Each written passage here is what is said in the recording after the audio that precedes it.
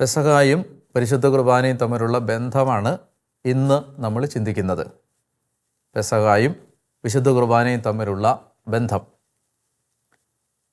ഒരു 7 കാര്യങ്ങൾ നമ്മുടെ മനസ്സിലേക്ക് ഇന്ന് കൊണ്ടുവരികയാണ്. ഒന്നാമത്തെ കാര്യം, പെസഹായ്ക്ക് നിസാൻ മാസം 10-ാം തീയതി ഒരു കുഞ്ഞാടിനെ അവർ തയ്യാറാക്കി വെക്കേണ്ടതുണ്ടായിരുന്നു. 14-ാം തീയതിയാണ് പെസഹ കുഞ്ഞാടിനെ കൊല്ലേണ്ട ദിവസം. 10-ാം തീയതി ആടിനെ തയ്യാറാക്കുമ്പോൾ ആ ആട് ഊനമില്ലാത്ത, കുറവില്ലാത്ത കുഞ്ഞാടായിരിക്കണം എന്ന് നിർബന്ധമുണ്ടായിരുന്നു. ഇതാണ് പരിശുദ്ധ കുർബാനയുമായി ബന്ധപ്പെട്ട് പെസഹായുടെ ആദ്യത്തെ താരതമ്യം, സമാനത. പെസഹായെ ഈശോ തൻ്റെ കുരിശുമരണവുമായി ബന്ധപ്പെടുത്തി പെസഹായുടെ രാത്രിയിലാണ് ഈശോ ദിവ്യകാരുണ്യം സ്ഥാപിച്ചത്. അതുകൊണ്ട് തന്നെ ഈ പെസഹ കുഞ്ഞാടിൻ്റെ സ്ഥാനത്താണ് യേശു തന്നെ നമുക്ക് പറഞ്ഞു തരുന്നത്. ഈശോ സ്വയം അവതരിപ്പിക്കുന്നത് പെസഹ കുഞ്ഞാടായിട്ടാണ്. അപ്പോൾ ഈ പെസഹ കുഞ്ഞാട് കറയില്ലാത്ത കുഞ്ഞാടായിരുന്നു എന്ന് നമ്മൾ തിരിച്ചറിയുന്നത് യഥാർത്ഥത്തിൽ പത്രോസ് അപ്പസ്തോലൻ എഴുതിയ ലേഖനത്തിലാണ്. അപ്പസ്തോലനായ പത്രോസ് ഇതിനെക്കുറിച്ച് പറയുമ്പോൾ, പത്രോസിൻ്റെ ലേഖനത്തിൽ, ഒന്നാമത്തെ ലേഖനം, വിശുദ്ധ പത്രോസിൻ്റെ ലേഖനം, 1-ാം ലേഖനം 1-ാം അധ്യായം 18-19 വാക്യങ്ങളിലാണ് ഈ ഊനമില്ലാത്ത കുഞ്ഞാടായ ക്രിസ്തുവിനെ നമുക്ക് പരിചയപ്പെടുത്തി തരുന്നത്. അതിങ്ങനെയാണ്: പിതാക്കന്മാരിൽ നിന്ന് നിങ്ങൾക്ക് ലഭിച്ച വ്യർത്ഥമായ ജീവിത രീതിയിൽ നിന്ന് നിങ്ങൾ വീണ്ടെടുക്കപ്പെട്ടത് നശ്വരമായ വെള്ളിയോ സ്വർണമോ കൊണ്ടല്ല എന്ന് നിങ്ങൾ അറിയുന്നല്ലോ. കറയോ കളങ്കമോ ഇല്ലാത്ത കുഞ്ഞാടിൻ്റേതുപോലുള്ള ക്രിസ്തുവിൻ്റെ അമൂല്യ രക്തം കൊണ്ട് അത്രേ. കറയോ കളങ്കമോ ഇല്ലാത്ത കുഞ്ഞാടിൻ്റേതുപോലുള്ള ക്രിസ്തുവിൻ്റെ അമൂല്യമായ രക്തം. അപ്പോൾ അതാണ് ഒന്നാമത്തെ താരതമ്യം. ഊനമില്ലാത്ത കുഞ്ഞാട്, പെസഹായിൽ ആ അറുക്കപ്പെട്ട കുഞ്ഞാട് യേശു ക്രിസ്തു തന്നെയായി മാറുകയാണ് ദിവ്യകാരുണ്യത്തിൽ. ഇനി ഈ പെസഹ കുഞ്ഞാടിൻ്റെ രക്തമാണ് അവരെ രക്ഷിച്ചത്. പെസഹായിൽ, ആദ്യത്തെ പെസഹായിൽ അവരെ രക്ഷിച്ചത് ഈ കുഞ്ഞാടിൻ്റെ രക്തമാണ്. അതെങ്ങനെയാണ്? പെസഹ കുഞ്ഞാടിനെ കൊന്ന് അതിൻ്റെ രക്തം ഒരു പാത്രത്തിൽ എടുത്ത് അവർ അത് കട്ടിളപ്പടിയിലും പടിവാതിലിലും തളിക്കണമായിരുന്നു. ആ രക്തം കാണുമ്പോൾ സംഹാരദൂതൻ ഇസ്രായേൽ ഭവനങ്ങളെ വിട്ട് കടന്നു പോകും. പാസ് ഓവർ എന്ന് പറയുന്ന വാക്ക് അതിൽ നിന്നാണ് വരുന്നത്. സംഹാരദൂതൻ പാസിങ് ഓവർ, കടന്നു പോവുകയാണ്. അങ്ങനെ സംഹാരദൂതൻ കടന്നു പോകുന്നത് ഈ കുഞ്ഞാടിൻ്റെ രക്തം കാണുമ്പോഴാണ്. അങ്ങനെ അത് അവരെ രക്ഷിക്കുന്ന രക്തമായി മാറി. കർത്താവായ യേശു ക്രിസ്തു തൻ്റെ കുരിശുമരണത്തിൽ ചിന്തിയ രക്തത്താലാണ് നമ്മളെ വീണ്ടെടുത്തത് എന്ന് അപ്പസ്തോലന്മാർ ആവർത്തിച്ച് നമ്മളെ പഠിപ്പിച്ച ഒരു സത്യമാണ്. നമ്മൾ വീണ്ടെടുക്കപ്പെട്ടത് അവൻ്റെ രക്തത്താലാണ്. കറയോ കളങ്കമോ ഇല്ലാത്ത കുഞ്ഞാടിൻ്റേതുപോലുള്ള യേശുവിൻ്റെ രക്തത്താലാണ്. അതാണ് പരിശുദ്ധ കുർബാനയിൽ നമ്മൾ ഓർക്കുന്ന രണ്ടാമത്തെ കാര്യം. മൂന്നാമതായി, പെസഹായുമായി ബന്ധപ്പെട്ട് വിശുദ്ധ കുർബാനയെ കാണുമ്പോൾ അതിൻ്റെ മൂന്നാമത്തെ അർത്ഥം, ഒരേ സമയത്ത് പെസഹ ബലിയുമായിരുന്നു, വിരുന്നുമായിരുന്നു. ഒരേ സമയത്ത് അത് സാക്രിഫൈസുമാണ്, മീലുമാണ്. എന്ന് വെച്ചാൽ, ഈ പെസഹ കുഞ്ഞാടിനെ ബലി കഴിച്ചു കഴിഞ്ഞാൽ, കുഞ്ഞാട് കൊല്ലപ്പെട്ട് കഴിഞ്ഞാൽ അവർ ആ കുഞ്ഞാടിൻ്റെ മാംസം ഭക്ഷിക്കുമ്പോഴാണ് പെസഹ തിരുനാൾ പൂർത്തിയാവുന്നത്. അപ്പോൾ ഒരു വശത്ത് അത് ബലിയാണ്, മറുവശത്ത് അത് വിരുന്നാണ്. യേശുവിൻ്റെ കാലം എത്തുമ്പോഴേക്കും പെസഹ കുഞ്ഞാടിനെ കൊല്ലുന്നത് ഭവനങ്ങളിൽ നിന്ന് മാറ്റി ദേവാലയത്തിൽ ആക്കുന്ന ഒരു വ്യത്യാസം ഉണ്ടാവുന്നുണ്ട്. അങ്ങനെ ദേവാലയത്തിൽ വെച്ച് കുഞ്ഞാട് കൊല്ലപ്പെടും. ആ മാംസം വീട്ടിലേക്ക് കൊണ്ടുവന്ന് അവർ ഭക്ഷിക്കും. യേശുവിൻ്റെ പെസഹ ആചരണത്തിൽ പത്രോസും യോഹന്നാനും കൂടി ദേവാലയത്തിലേക്ക് പോയി അവിടുന്ന് കുഞ്ഞാടിൻ്റെ മാംസം വാങ്ങി സെഹിയോൻ മാളികയിലേക്ക് കൊണ്ടുവന്നു എന്നതാണ് പുതിയ നിയമത്തിൽ നമ്മൾ കാണുന്നത്. അപ്പോൾ പെസഹായ്ക്ക് അത് ഒരേ സമയത്ത് അത് ബലിയാണ്, അതേ സമയത്ത് അത് വിരുന്നുമാണ്. അപ്പസ്തോലിക സഭകൾ ഈ ദിവ്യകാരുണ്യത്തെ ഒരേ സമയത്ത് ബലിയും വിരുന്നുമായിട്ട് കാണുന്നതിൻ്റെ പശ്ചാത്തലം ഇതാണ്. പെന്തക്കോസ്ത സഭകൾ അതുപോലെയുള്ള സ്വതന്ത്ര സഭകൾക്ക് വിശുദ്ധ കുർബാന ഒരു ബലിയല്ല, അവരതിനെ ബലിയായി കാണുന്നില്ല. മറിച്ച് അതൊരു ഓർമ്മയ്ക്കായി നടത്തുന്ന ഒരു മീൽ, ഒരു വിരുന്ന് മാത്രമായിട്ടാണ് അവർ കാണുന്നത്. അത് ദൈവശാസ്ത്രപരമായ ഒരു തെറ്റാണ്. കാരണം പുതിയ പെസഹായായി ക്രിസ്തു ദിവ്യകാരുണ്യം സ്ഥാപിക്കുമ്പോൾ ഒരേ സമയത്ത് അത് ബലിയും അത് വിരുന്നുമാണ്. നമ്മൾ വളരെ ശ്രദ്ധിച്ച് മനസ്സിലാക്കാമെങ്കിൽ ഞാനൊരു കാര്യം പറയാം. ഇതെൻ്റെ ആശയമല്ല, ബെനഡിക്റ്റ് 16 മാർപ്പാപ്പ പറഞ്ഞൊരാശയമാണ്. അതായത് സെഹിയോൻ മാളികയിൽ ഈശോ അർപ്പിച്ച ഈ അന്ത്യത്താഴം, അതിനെക്കുറിച്ച് പറയുമ്പോൾ അദ്ദേഹം പറയും, വെള്ളിയാഴ്ച യേശുക്രിസ്തു കുരിശിൽ മരിക്കുമ്പോൾ യേശുവിൻ്റെ കുരിശുമരണം ഒരു ജുഡീഷ്യൽ എക്സിക്യൂഷൻ ആയിരുന്നു. ഒരു ജഡ്ജി കുറ്റവാളിയെ ശിക്ഷ വിധിച്ച് കുരിശിൽ തറച്ച് കൊന്ന ഒരു ശിക്ഷാവിധി നടപ്പിലാക്കൽ മാത്രമാണത്. യേശുവിൻ്റെ വെള്ളിയാഴ്ചത്തെ കുരിശുമരണം ഒരു കുറ്റവാളി ശിക്ഷയ്ക്ക് വിധിക്കപ്പെട്ട് കൊല്ലപ്പെടുന്നതാണ്. അതെങ്ങനെയാണ് യഥാർത്ഥത്തിൽ യേശുക്രിസ്തുവിൻ്റെ കുരിശിലെ ബലി എന്ന് പറയാൻ കഴിയുന്നത്? അത് ഒരു കുറ്റവാളിയെ കൊന്നതാണ്. എങ്ങനെയാണത് ബലിയാവുന്നത്? അത് ബലിയാകണമെങ്കിൽ അതിനെ ബലിയാണെന്ന് യേശുക്രിസ്തു തന്നെ പറഞ്ഞെങ്കിലേ അത് ബലിയാവുകയുള്ളൂ. യേശുക്രിസ്തു അതെങ്ങനെയാണ് അത് ബലിയാണെന്ന് പറഞ്ഞത്?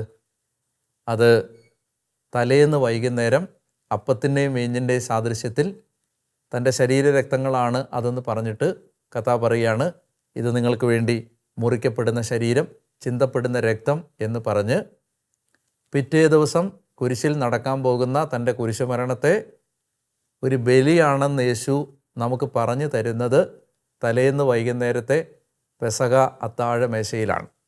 അതുകൊണ്ട് ബെനഡിക്റ്റ് മാർപ്പാപ്പ പറയുന്ന ഒരു രഹസ്യം, ഈ പെസഹ അത്താഴമേശ, അന്ത്യത്താഴം കൂടാതെ കാൽവരിയിലെ യേശുവിൻ്റെ കുരിശുമരണം ഒരു ബലിയാണെന്ന് പറയാൻ കഴിയില്ല. അല്ലെങ്കിൽ യേശുവിൻ്റെ കുരിശുമരണത്തെ ഒരു ബലിയാക്കി നമുക്ക് പറഞ്ഞു തരുന്നത് തലേന്ന് വൈകുന്നേരത്തെ പെസഹ അത്താഴമേശയാണ്. അതുകൊണ്ട് ഒരേ സമയത്ത് അത് ബലിയുമാണ് വിരുന്നുമാണ്. പെസഹ കുഞ്ഞാട് ദേവാലയത്തിൽ വെച്ച് കൊല്ലപ്പെടും. ആ കുഞ്ഞാടിൻ്റെ മാംസം അവരൊരു വിരുന്നായിട്ട് കഴിക്കുകയും ചെയ്യും. അതുകൊണ്ട് പരിശുദ്ധ കുർബാനയെ നമ്മൾ മനസ്സിലാക്കണമെങ്കിൽ ഈ രണ്ട് കാര്യങ്ങളും നമ്മൾ മനസ്സിലാക്കണം. ഒരേ സമയത്ത് അത് വിരുന്നുമാണ്, അത് ബലിയുമാണ്. നാലാമതായിട്ട് ഈ പുളിപ്പില്ലാത്ത അപ്പവുമായിട്ട് ബന്ധപ്പെടുത്തി ഒരു ചിന്ത. പെസഹായ്ക്ക് അവർ ഭക്ഷിച്ചിരുന്നത് പുളിപ്പില്ലാത്ത അപ്പമാണ്. ഈ പുളിപ്പില്ലാത്ത അപ്പം സൂചിപ്പിച്ചത് നമ്മൾ വിശുദ്ധിയോടുകൂടി കുർബാനയിൽ പങ്കെടുക്കണം എന്ന ആശയത്തെയാണ്. അത് നമ്മൾ കാണുന്നത് കൊറിന്തോസുകാർക്ക് അപ്പസ്തോലൻ എഴുതുന്ന 1-ാം ലേഖനത്തിൽ 5-ാം അധ്യായത്തിലാണ് ഈ പുളിപ്പിനെക്കുറിച്ചുള്ള പരാമർശം. ഞാൻ പറഞ്ഞു വരുന്നത്, അതായത് ഈ പെസഹായ്ക്ക് അവർ ഉപയോഗിച്ചുകൊണ്ടിരുന്നത് പുളിപ്പില്ലാത്ത അപ്പമാണ്. ആ പുളിപ്പില്ലാത്ത അപ്പം പുതിയ നിയമത്തിൽ എന്താണ് എന്ന് അപ്പസ്തോലൻ നമുക്ക് പറഞ്ഞു തരുന്നത് യഥാർത്ഥത്തിൽ ഈ 1 കൊറിന്തോസ് 5-ാമത്തെ അധ്യായത്തിലാണ്. 5-ാം അധ്യായത്തിൻ്റെ 7ഉം 8ഉം വാക്യങ്ങൾ ഞാൻ വായിക്കുകയാണ്. 1 കൊറിന്തോസ് 5, 7, 8. വചനം പറയുകയാണ്, നിങ്ങൾ പുളിപ്പില്ലാത്ത പുതിയ മാവ് ആകേണ്ടതിന് പഴയ പുളിപ്പ് നീക്കിക്കളയുവിൻ. നിങ്ങൾ പുളിപ്പില്ലാത്തവർ ആയിരിക്കേണ്ടതാണല്ലോ. എന്തെന്നാൽ നമ്മുടെ പെസഹ കുഞ്ഞാടായ ക്രിസ്തു ബലിയർപ്പിക്കപ്പെട്ടിരിക്കുന്നു. അതിനാൽ, ഇവിടെയാണത് പറഞ്ഞിരിക്കുന്നത്, അതിനാൽ അശുദ്ധിയും തിന്മയുമാകുന്ന പഴയ പുളിപ്പ് കൊണ്ടല്ല, ആത്മാർത്ഥതയും സത്യവുമാകുന്ന പുളിപ്പില്ലാത്ത അപ്പം കൊണ്ട് നമുക്ക് തിരുനാൾ ആഘോഷിക്കാം. പഴയ പെസഹായ്ക്ക് പുളിക്കാത്ത അപ്പമാണ്, പുളിക്കാത്ത മാവിൽ നിന്നുണ്ടാക്കിയ പുളിപ്പില്ലാത്ത അപ്പമാണ് അവർ ഉപയോഗിച്ചിരുന്നത്. പുതിയ നിയമത്തിലേക്ക് വരുമ്പോൾ വിശുദ്ധ കുർബാനയുമായിട്ട് ബന്ധപ്പെടുത്തി അതിനെ കാണുമ്പോൾ നമ്മൾ വിശുദ്ധിയോടുകൂടി ആത്മാർത്ഥതയും സത്യവുമാകുന്ന ആ പുളിപ്പില്ലാത്ത അപ്പമായിട്ട് നമ്മൾ മാറുമ്പോഴാണ് ദിവ്യകാരുണ്യം സ്വീകരിക്കാൻ നമുക്ക് യോഗ്യത കിട്ടുന്നത്. അപ്പോൾ അതാണ് 4ാമത്തെ ഒരു താരതമ്യം. 5ാമത്തേത്, പഴയ പെസഹ അവർക്ക് അടിമത്തത്തിൽ നിന്നുള്ള മോചനമായിരുന്നു. അവർ ഫറവോയുടെ അടിമത്തത്തിൽ നിന്ന് മോചനം പ്രാപിച്ച് കാനാൻ ദേശത്തേക്ക് യാത്രയായി.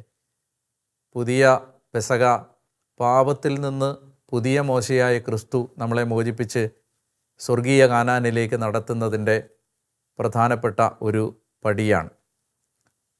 അതൊരു പുതിയ പുറപ്പാടാണ്. ഇനി 6ാമത്തെ ഒരു ബന്ധം, ഈ പെസഹയെ സംബന്ധിച്ച് മോശ പറഞ്ഞിരുന്ന പ്രധാനപ്പെട്ടൊരു നിർദ്ദേശം, ഇത് നിങ്ങൾ വരുംകാല തലമുറകൾ മറന്നു പോകാതിരിക്കാൻ നിങ്ങളതിനെ ഒരു ഓർമ്മയായി എല്ലാ വർഷവും ആചരിക്കണം. അപ്പോൾ ഓരോ പെസഹ തിരുനാളും ഓർമ്മയാചരണമായിരുന്നു. എന്തിൻ്റെ? അവരടിമത്തത്തിൽ നിന്ന് പുറത്തേക്ക് വന്നതിൻ്റെ ഓർമ്മയായിരുന്നു ഓരോ പെസഹ ആചരണവും. കർത്താവ് ശംശിക അന്ത്യത്താഴമേശയിൽ വെച്ച് അവരോട് പറഞ്ഞത് അത് തന്നെയാണ്, ഞാൻ വരുന്നത് വരെയും എൻ്റെ ഓർമ്മയ്ക്കായി നിങ്ങളിത് ചെയ്യണം. 7ാമത്തെ ഒരു താരതമ്യം, പെസഹ കുഞ്ഞാടിൻ്റെ അസ്ഥികൾ ഒടിക്കാൻ പാടില്ല എന്ന് നമ്മൾ ആദ്യം വായിച്ച വചനത്തിൽ വായിച്ചു, പുറപ്പാട് 12 നിന്ന്. അതുപോലെ തന്നെ ക്രിസ്തുവിൻ്റെ അസ്ഥികളൊന്നും തകർക്കപ്പെട്ടില്ല കുരിശിൽ അവിടുന്ന് മരിച്ചപ്പോൾ എന്നും പുതിയ നിയമത്തിൽ നമ്മൾ വായിക്കുന്നുണ്ട്. അപ്പോൾ പഴയ പെസഹായുടെ സ്ഥാനത്താണ് പുതിയ പെസഹായായ ഈ ദിവ്യകാരുണ്യം നിലവിൽ വരുന്നത്. എന്താണ് നമ്മൾ ഈ ചിന്ത ദിവ്യകാരുണ്യവുമായി ബന്ധപ്പെട്ട് മനസ്സിലാക്കുമ്പോൾ നമുക്ക് ടേക്ക് അവേ, നമ്മുടെ ജീവിതത്തിലേക്ക് നമ്മൾ കൊണ്ടുവരേണ്ട പാഠം എന്താണ്? അതായത് നമ്മളെ ദൈവം ഈ ലോകത്തിൽ നമ്മളെ അടിമപ്പെടുത്തുന്ന പാപത്തിൽ നിന്നും പിശാചിൽ നിന്നും ലോകത്തിൽ നിന്നും, ലോകം, പാപം, പിശാച്, ഈ ത്രിവിധ ശത്രുക്കളിൽ നിന്ന് യേശുക്രിസ്തു നമ്മളെ രക്ഷിച്ച അവിടുത്തെ പീഡാനുഭവത്തിൻ്റെയും കുരിശുമരണത്തിൻ്റെയും ഉത്ഥാനത്തിൻ്റെയും ഓർമ്മയാണ് ദിവ്യകാരുണ്യം. അതുകൊണ്ട് തന്നെ കർത്താവ് പറഞ്ഞ എൻ്റെ ഓർമ്മയ്ക്കായി നിങ്ങളിത് ചെയ്യുവിൻ. എന്താണ് നമ്മൾ യേശുക്രിസ്തുവിനെ ദിവ്യകാരുണ്യത്തിൽ ഓർക്കേണ്ടത്? അവിടുന്ന് നമുക്ക് വേണ്ടി എന്തെല്ലാം ചെയ്തു തന്നു എന്ന് ഓർത്ത് നന്ദി പറയാനുള്ള ഒരവസരമാണ് ഓരോ പരിശുദ്ധ കുർബാനയും. അപ്പോൾ ഒരു കുർബാന, യൂക്കരിസ്റ്റ് എന്ന് പറയുന്ന ആ ഇംഗ്ലീഷ് വാക്കിൻ്റെ അർത്ഥം താങ്ക്സ് ഗിവിങ് എന്നാണ്, കൃതജ്ഞതാ ബലി എന്നാണ്. കൃതജ്ഞത, താങ്ക്സ് ഗിവിങ്. ഓരോ കുർബാനയിലും നമ്മൾ നന്ദി പറയുകയാണ്. ദൈവമേ, നീ എനിക്ക് വേണ്ടി എന്തെല്ലാം കാര്യങ്ങൾ ചെയ്തു തന്നു. ഈ നന്ദി നമ്മുടെ മനസ്സിലുണ്ടാവാൻ, ആ ഓർമ്മ നിലനിർത്താൻ ഈ പെസഹായുമായി ബന്ധപ്പെട്ട ചിന്തകൾ നമ്മളെ സഹായിക്കും. ഞാൻ പെസഹായുടെ ചിന്തകൾ ഉപസംഹരിക്കുന്നതിന് മുമ്പ് ഒരു കാര്യം കൂടി ചൂണ്ടിക്കാണിക്കാൻ ആഗ്രഹിക്കുന്നു. ഓരോ തവണയും പെസഹ ആചരിക്കുമ്പോൾ പിന്നീട് നമ്മൾ കാണുന്നുണ്ട്, ആദ്യം ഈജിപ്തിൽ വെച്ച്, പിന്നീട് 2ാമത് സീനായി മരുഭൂമിയിൽ വെച്ച്, പിന്നീട് 3ാമത് അവർ പെസഹ ആഘോഷിക്കുന്നതായി നമ്മൾ കാണുന്നത് ഗിൽഗാലിൽ വെച്ചാണ്. കാനാൻ ദേശത്തേക്ക് കയറുന്നതിന് തൊട്ട് മുമ്പ് നമുക്ക് കാണാൻ പറ്റും, ഈ പെസഹ അവർക്ക് ഒരു ഉടമ്പടി സംരക്ഷണത്തിൻ്റെ അടയാളമായിരുന്നു. ഞാൻ ഒന്നുകൂടെ പറയാം, ഈ പെസഹ അവർക്ക് ഒരു കവനൻ്റൽ പ്രൊട്ടക്ഷൻ്റെ അടയാളമായിരുന്നു. പെസഹ ഭക്ഷിക്കുമ്പോൾ അവർ പ്രൊട്ടക്റ്റഡ് ആവുകയാണ്. ആദ്യത്തെ പെസഹ ഭക്ഷിച്ചപ്പോൾ സംഹാരദൂതനിൽ നിന്ന് അവർ സംരക്ഷിക്കപ്പെട്ടു. 2ാമത്തെ പെസഹ ആചരിച്ചപ്പോൾ അവർ കാളക്കുട്ടിയെ ആരാധിച്ച് കൊല്ലപ്പെട്ട ആ സാഹചര്യത്തിൽ നിന്ന്, ആ ദൈവകോപത്തിൽ നിന്ന് സംരക്ഷിക്കപ്പെട്ടു. 3ാമത്തെ പെസഹ ആചരിക്കുമ്പോൾ അവർ ജെറീക്കോയിലെ തങ്ങളെ കാത്തിരിക്കുന്ന ശത്രുക്കളിൽ നിന്ന് ആ പെസഹ ആചരണത്തിലൂടെയാണ് അവർ സംരക്ഷണം നേടിയത്.